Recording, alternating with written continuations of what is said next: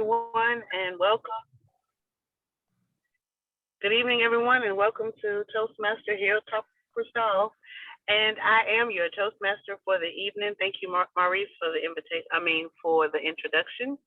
And we have three parts of our meeting. So the first part is, the first section of our meeting is our prepared speeches, followed by one where everyone gets an opportunity to participate, and that is our table topics portion. And then after that, the third and final portion is our evaluation. Tonight, I will briefly allow everyone to go over their roles for this evening. So may I hear from our grammarian and art counter, and also give us the word of the day, please. Sure. Thank you, Olivia. Fellow Toastmasters and honored guests, I will be the grammarian and all counter today.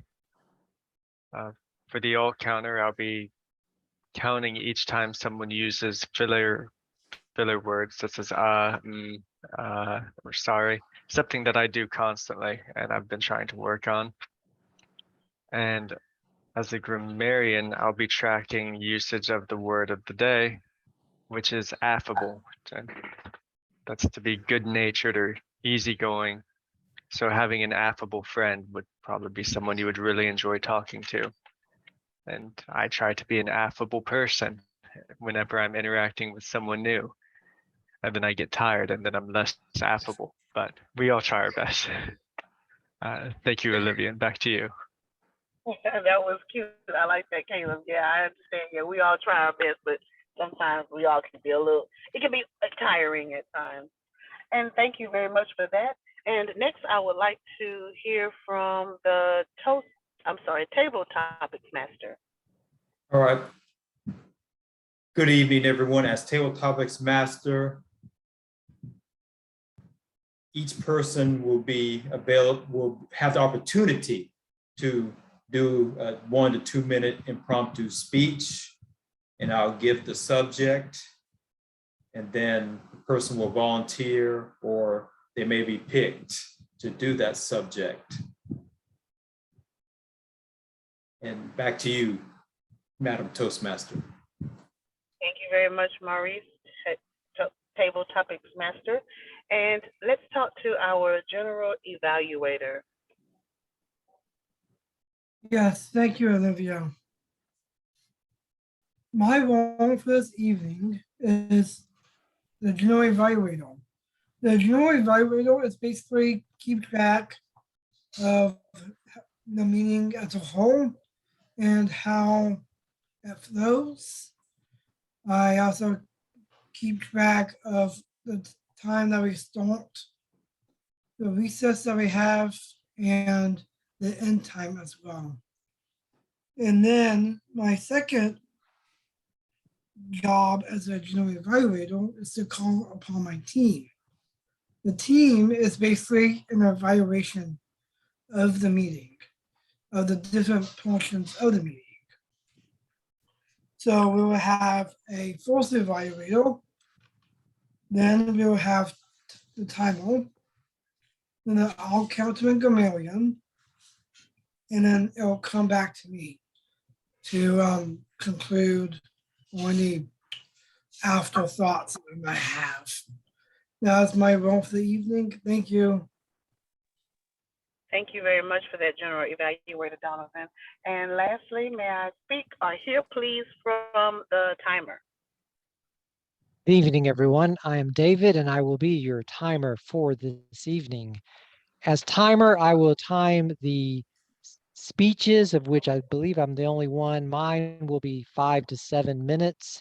I'll also time our table topics talks, which should be between 1 and 2 minutes. And finally, I will time our evaluations, which are normally between 2 and 3 minutes.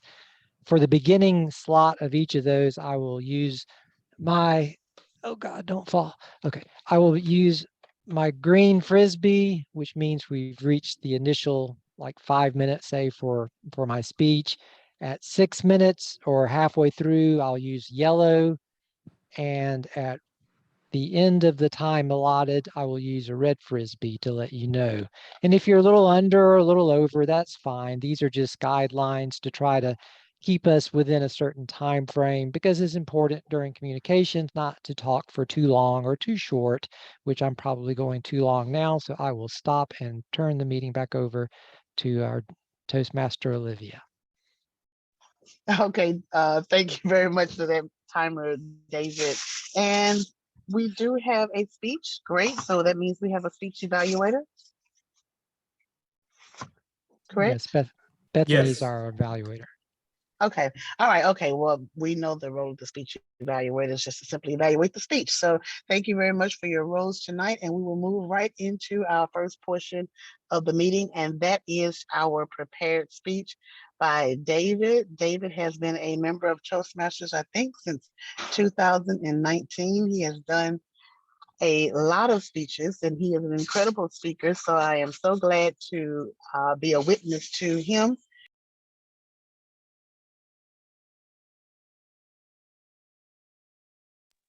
Thank you, Olivia. And okay, here we go. Good evening, everyone. In my previous speech, I asked the question, can we really change? And I talked about how there are some things we cannot change, and there are some things that we can change. For tonight, I'm going to give an example of how, yes, we can change. But first, a brief review. Last speech, I gave the example of learning a foreign language. As an adult, if I or any adult tries to learn a foreign language, they can learn the language, but we will always speak it with an accent. We will never have the nuances of a native speaker. And the reason for this is full and complete language development can only occur in early childhood. I used that example because I wanted to point out that the things that happen to us in our childhood, our experiences, along with our genetics, are a deep part of who we are. We work with that, but we can never change that. Now you may be thinking, well, what's the point then? If everything's locked in childhood, why as an adult should I bother with anything? Why even bother with Toastmasters? We can change. And I'm going to give an example of how we as adults can really change. It goes all the way back to World War II. In World War II, there was something called merchant marines. Merchant marine ships would take military and other goods from one location to another where they were needed. They were a vital part of the war effort. And as a consequence, they were also a highly valued target for the enemy. And oftentimes they were torpedoed, they would be sunk, and the surviving crew members may be injured, whatever the case may be, they would get onto life rafts, and often they would end up stranded in the middle of the ocean, sometimes for weeks. And some would die of exposure and other ailments while they were waiting and hoping to be rescued. But there's an interesting phenomenon. It turns out that oftentimes the younger, more physically fit crew members would die of exposure or whatever, and the older, weaker crew members would survive to be rescued. This was baffling at first, but it was finally determined that the reason for this is the younger crew members, they didn't have the real life experience of the older ones. The older people had been through tragedies, they've had bad things happen, and consequently, they were a little more prepared for the extreme hardship of being on a life raft in the middle of an ocean, wandering, hoping to be rescued. To address this, a program was developed where young merchant marines would be put through this wilderness survivalist training. And it was brutal. It was hellish. They were put through just enormous hardships in a safe and controlled environment. And they learned that they can survive. They can survive things they did not think they could survive. And this program was wildly successful. Afterwards, merchant marine ships that were sunk, the younger crew members had a much higher survival rate. this was so successful that it became a school. It's a school that is thriving to this day. It's international. It's in many countries. It's called Outward Bound. Your typical Outward Bound student will describe it this way. They'll say it was one of the greatest experiences of my life, and I never want to do it again. It's hard. I'm going to tell you about my Outward Bound adventure. When I was 27 years old, I spent 9 days in North Carolina in the Appalachian Mountains.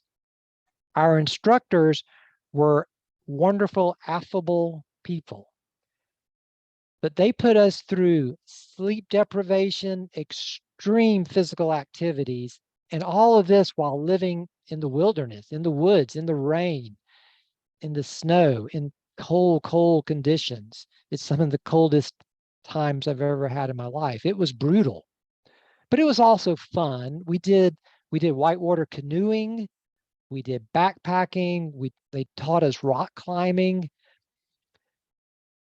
I remember at the end of many of the days that we were there, we would be so tired and exhausted, and we would just want to stop. We were all getting along pretty much, but we would say, hey, can we just call it a day? Let's do this. But they would always have, I want to get us to this point. I want to get us to here today.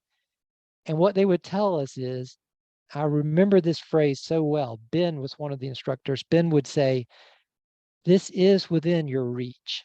He would say, if we don't make it, that's okay. We'll stop early, but I want you to know you can do more than you believe you can do. This is within your reach. And it was, by golly, we did it. We would accomplish things that we did not think possible. It was amazing. The sense of euphoria, how great that feeling was, that, my God, I can do this. And what I learned from Outward Bound is that I really don't know where my limits are. Yes, I have limits. There are things I can do and cannot do, but oftentimes I can do way more than I believe I can do. And Outward Bound also changed me because even as an adult, 30 years later, that phrase is still something I use on a regular basis. There have been times in my life where I was hurting, where I didn't think I could accomplish what I needed to do. And that phrase, I could hear Ben's voice. This is within your reach. David, this is within your reach. And it has become part of me. It changed me. I'm telling you, whatever your this is, whatever it is, this is within your reach. Mr. Toastmaster, Madam Toastmaster.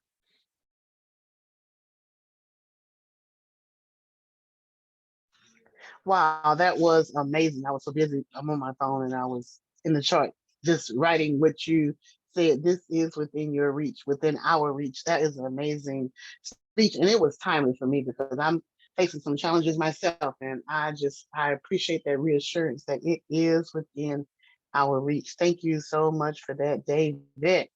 Okay, we don't have any more prepared speeches, so we will move into our second portion of the meeting, which is our table topics portion. So, table topics master Maurice, if you would come on up and we'll start the fun part.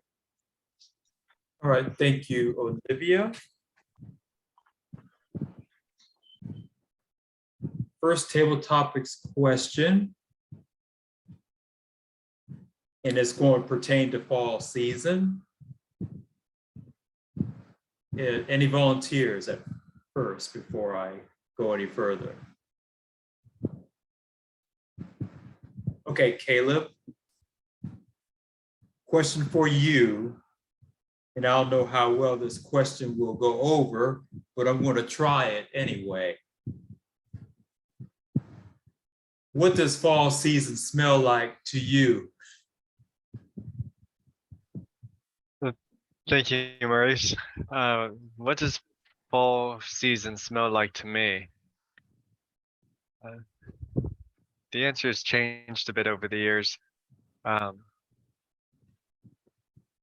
in the day, it used to smell like pumpkin spice, specifically pumpkin spice Arnak, which was a seasonal beer that came out around this time and was my favorite. Nowadays, fall time smells like fallen leaves, if the leaves ever fall around Mobile, Alabama, and cinnamon, like the big display cinnamon sticks and brooms that you see around Publix. And it's one of my favorite smells, so it always puts me right in the fall mood. Thank you, Maurice. Back to you. Thank you. Okay, next question. I will ask on this one, I'll ask the question first, and then the person can volunteer to answer it.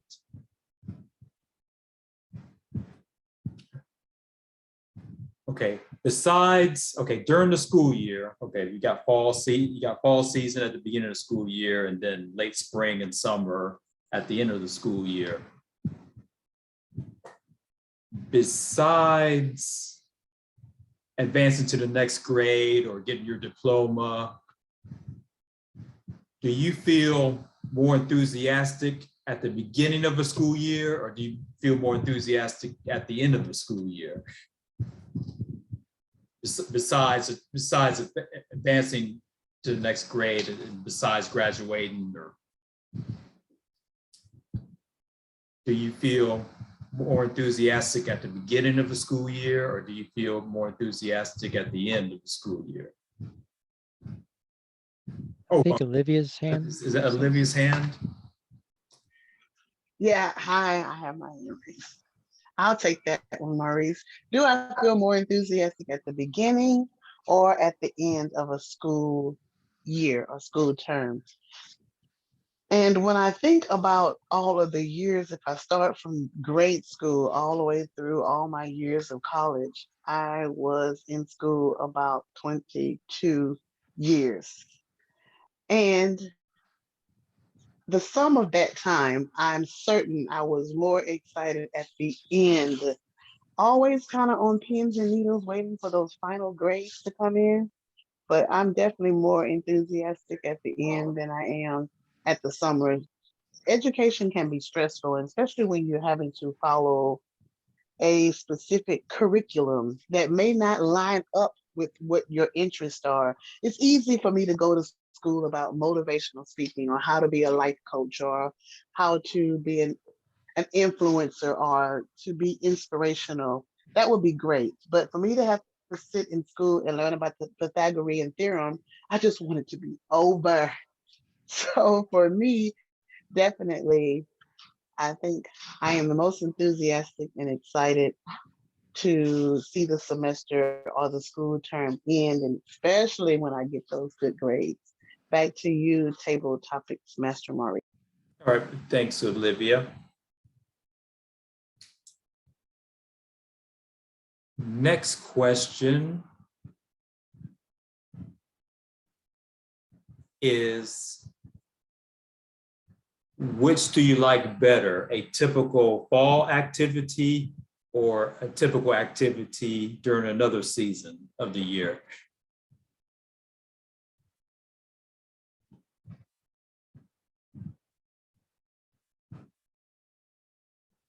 Now, for example, you may be going to the beach during late spring or summer, but during fall, you got these different festivals.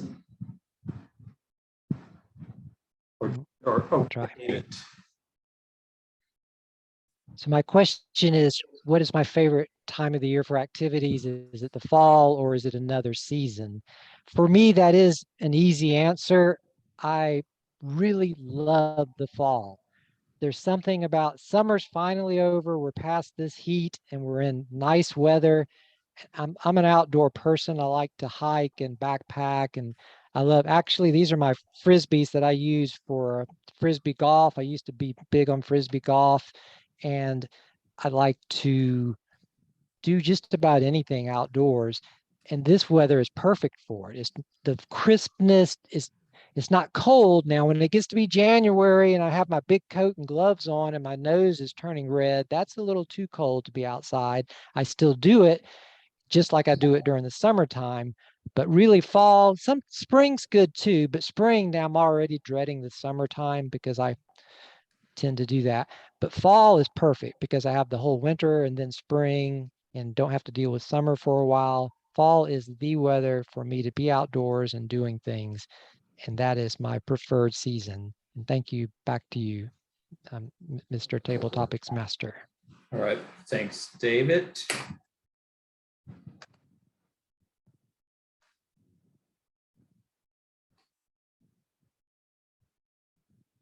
Next question.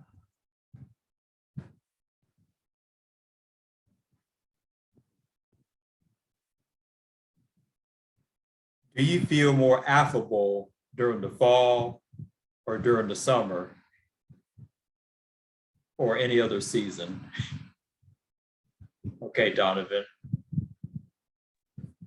My question that I was proposed was, am I more affable during the fall season rather than other types of seasons? My answer to this question is I'm more affable to the fall season because it's the start of football season, which I mostly enjoy. I watch it every single Saturday and Sunday. I also enjoy the beginning of the holiday season. That's what I automatically think of fall and autumn, like whatever you call it. Like there's many words to call that. So the holidays that I get excited about is Thanksgiving, which is basically giving thanks to others that surround you. And I just feel that I have a lot of thanks to my siblings who have children.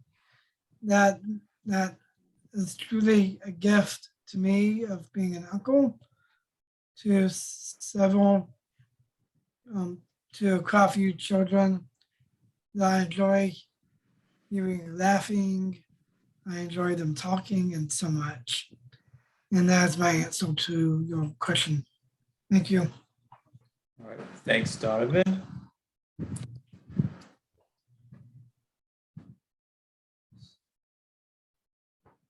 Okay, we'll have one more table topics to go. And I will shoot this question to Bethany. What do you hate the most or dislike the most of fall season?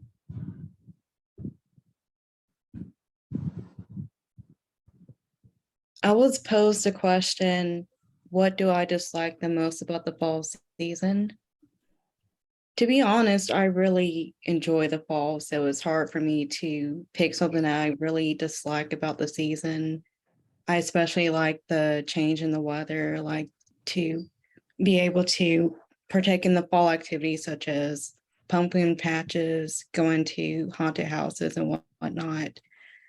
It's just one thing I particularly do not like about the fall, which would be just a shift in the weather, because it really messes with my allergies for some reason, especially when all the leaves and all the pollen, not the pollen, but the dust coming from the leaves starts to really agitate the senses.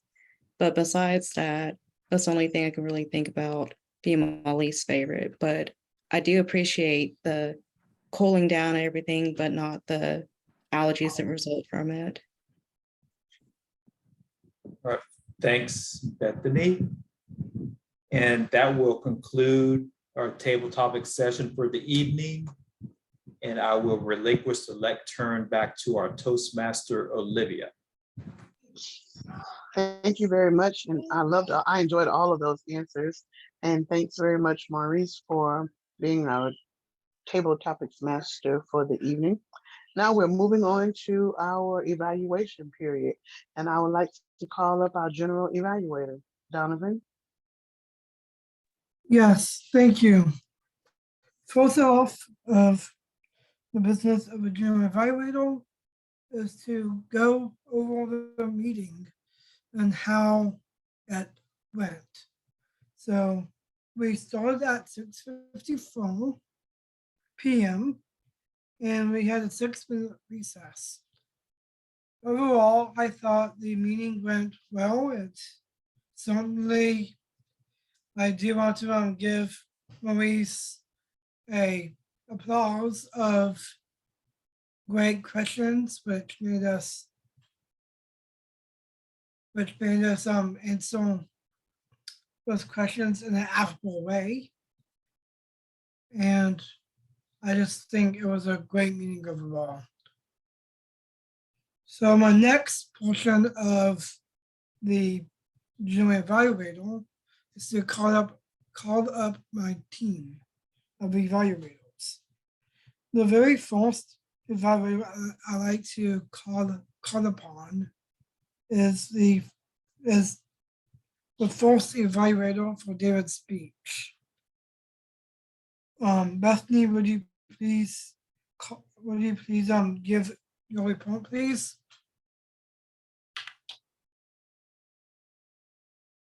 So I do have one question. So for the evaluation, do I go through the list and specifically list out what I put for the numbers in addition to explaining how I felt about it? Or do I just give a general update as to how I'm feeling about the speech?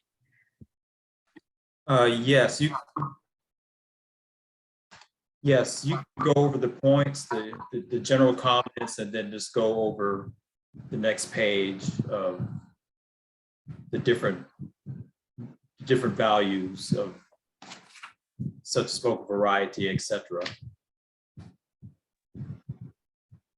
I will want to start off by saying that I really enjoyed the speech. I enjoyed being able to listen to the story and really understand what was being emphasized and be able to really get to understand how a compelling argument can be made about inspiring change and also understanding how people in our lives can really influence our abilities to understand how we can get over challenges and overcome adversity. In addition, I liked how the message was compelling. I liked how there was the use of calling back to the main topic. I also enjoyed being able to listen to the clarity of the speech. In addition to, I appreciated the use of gesturing. That was something that was really notable about the speech. In addition, I felt really compelled to think about, can I also change? Also appreciated the comfort level. I felt the ability to really show interest in the words being spoken. In addition, I noted the vocal variety, how various messages were being repeated to really showcase how important it was. Overall, I enjoyed the speech. I think that's all I have to add. Thank you. Thank you, Bethany.